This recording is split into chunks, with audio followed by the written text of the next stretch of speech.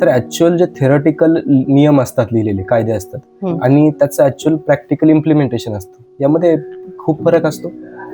नक्कीच. कारण कोर्टात प्रॅक्टिस करत असल्यामुळे छोट्या छोट्या छोट्या छोट्या प्रक्रिया पूर्ण करेपर्यंतच कधी कधी असं म्हणजे अनेक केसेसमध्ये महिला मी पाहिले, मी विड्रॉ करते केस, मला नाही लढायचं आता, प्रक्रिया एवढी आहे. काय साधी डोमेस्टिक व्हायलन्सची केस आपण घेऊया, प्रत्यक्ष इम्प्लिमेंटेशन करेपर्यंत इतके वर्ष आणि इतके महिने जातात छोट्या छोट्या गोष्टींसाठी.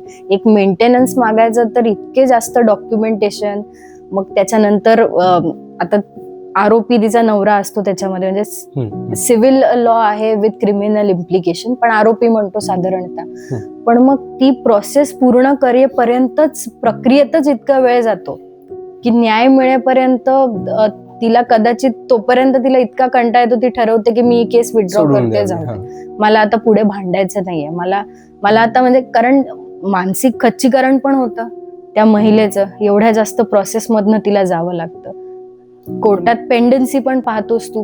हो बरोबर. हे सगळे सर्कमस्टान्सेस आजूबाजूचे बघितले तर नक्कीच प्रक्रियेतच अडकून जातो आणि न्याय कदाचित प्रक्रियेत अडकतो असं वाटतं.